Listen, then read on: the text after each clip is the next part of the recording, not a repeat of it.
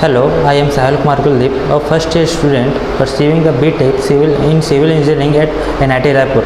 As a part of communication skill project, I am presenting the self-introspection guided by Dr. Anoop Kumar Tiwari sir. In this video, I will reflect on who I am, what matters most to me, my goals and the change I need to make as I begin the new chapter. Alongside my studies, my hobbies like photography and writing allow me to think deeply and explore different perspectives. These reflections are a chance to look at where I am and where I want to go.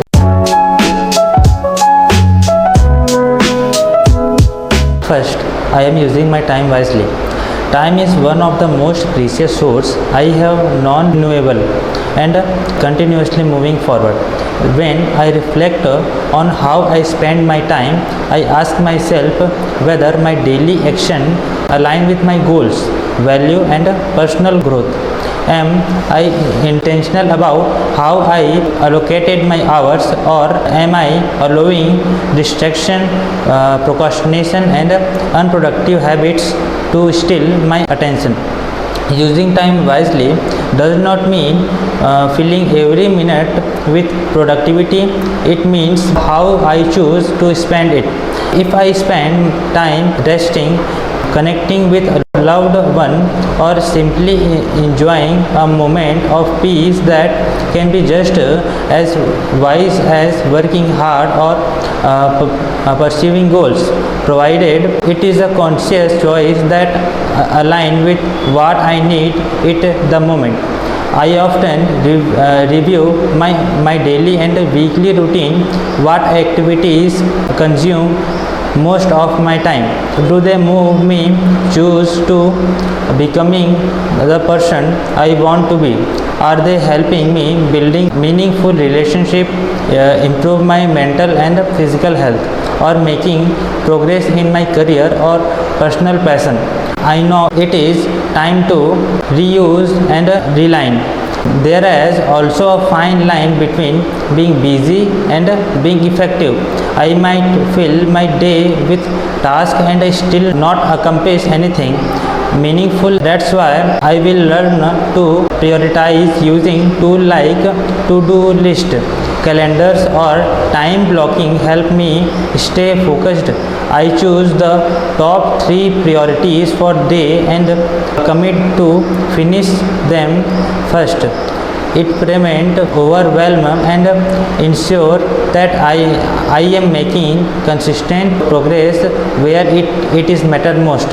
Another important element is saying no. I cannot do everything and I often end up exhausted and scattered. By learning to say no to things that don't align with my value or goals, I make more space for what truly matters. This boundary setting is one of the most powerful ways to take back control of my time. When I use time wisely, I notice the impact of all areas of life. I feel more fulfilled, less stressed and more present. I sleep better because I know we have made progress. I enjoy my downtime more fully because I have earned it, and it does not come with guilt. But I also try to gentle with myself. I won't always use my time perfectly. Life is unpredictable. There are days when things don't go as planned.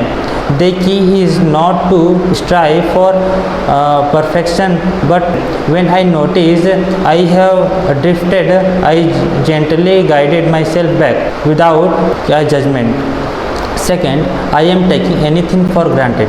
This question hit me right in the heart because it reminds me how easy it to overlook the everyday blessings that surround me.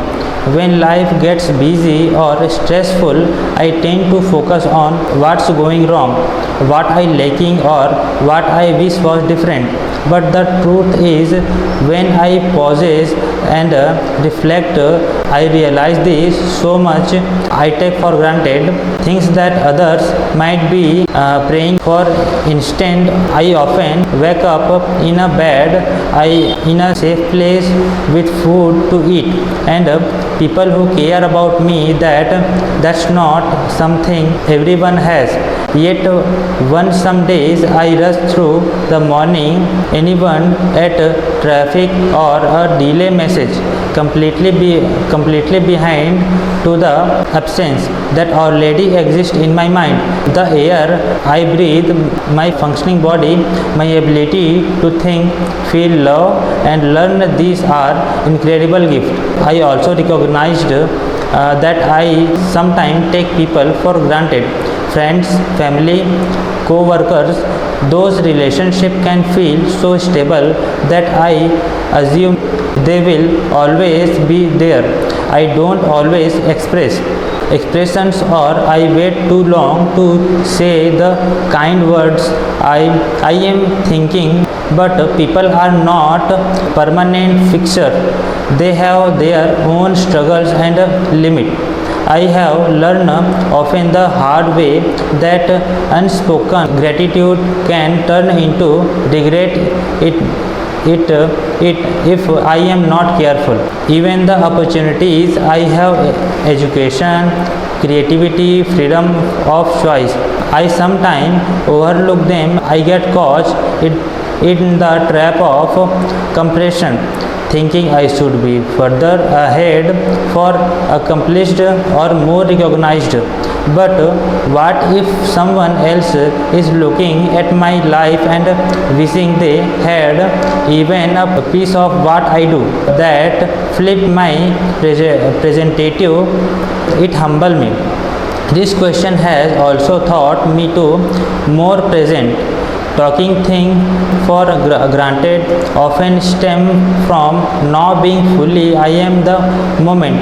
I am either rushing ahead or dealing on the past. But when I slow down and really see what's in front of me, whether it is beautiful sky, a warm cup of coffee, or a deep conversation, I feel rich, more alive. Life becomes fuller without anything needed to change. I am employing a health perspective. Perspective shapes everything. The way I see the world determines how I feel, how I act, and what attract. When I ask myself if I am using a healthy perspective, I am really asking, am I looking at life through a lens of possibilities, growth, and compensation, of one of fear, judgment, and limitation? There have been times when I let negative or compression cloud my outlook. I did focus on what I lacked, what went wrong, or what others had that I did not. That mindset only led the frustration and self-doubt. But when I started challenging my inner narrative, things changed. I began to ask, is this thought helpful? It is even true. A healthy perspective is not about pretending everything is perfect. It is about staying grounded in reality while choosing to see the good. It is about learning from challenges instead of feeling defeated by them. It is recognizing that I have to power of reframe my experiences. It also try to give others grace. Everyone fighting a battle I cannot see. Holding empathy rather than judgment creates space of connection instead of conflict. That shift in perspective has improved my relationship and my peace of mind.